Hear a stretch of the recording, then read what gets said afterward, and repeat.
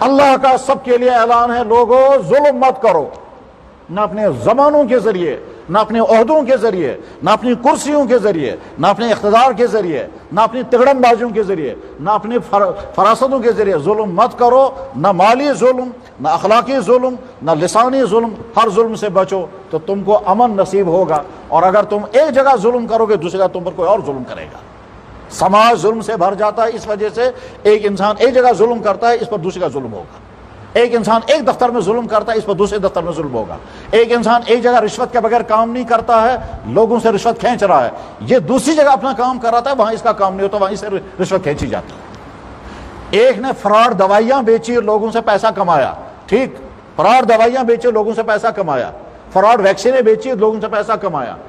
بیمار کو دوائی نہیں چاہیے تھی لیکن کمیشن لینے کے لیے دوائی اس کو دوائی۔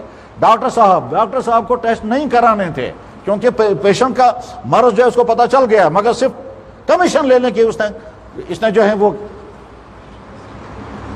ٹیسٹ کرائے۔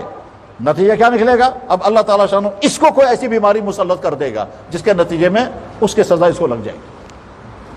اللہ ایک ایک انسان کو دیکھتا ہے کون کیا کر رہا ہے اور کس طرح سے کر رہا ہے۔ میرے بھائی، ہر انسان سمجھے اچھی طرح سے کہ میرے ذریعے سے کسی پر زبان کا ظلم، رویے کا ظلم، اللہ کے نبی علیہ السلام نے کیا فرمایا؟ اگر میرا ان کے ذمہ پیسہ ہے، اس کے پاس پیسہ موجود ہے اور وہ دے نہیں رہا ہے، میں اپنی شرافت کی وجہ سے اگر میں مطالبہ نہیں کرتا ہوں تو اللہ کے نبی نے فرمایا اس کو یہ ظالم ہے۔ جب پیسہ تم ادا کر سکتے ہو تم نے کیوں بد رکھا ہے؟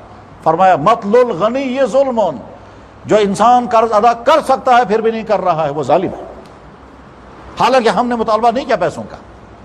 وہ انسان جو دفتروں میں فراڈ کرتے ہیں، چاہے عوام کے ساتھ چاہے اداروں کے ساتھ، ٹھیک، یہ ظلم کر رہا ہے، یہ ظلم کر رہا ہے، یہ ظلم کا انجام کہیں نہ کہیں نکلے گا۔ میرے بھائی، جب نچلی سطح پر ظلم ہوتا ہے تو اللہ تعالیٰ شانو پھر ان ظلم کرنے والوں پر بڑے ظالموں کو مسلط کر دیتا ہے۔ جب نچلی سطح کا ظلم ختم ہوگا تو اللہ تعالیٰ بڑے ظالموں کو بھی ہٹا دیتا ہے۔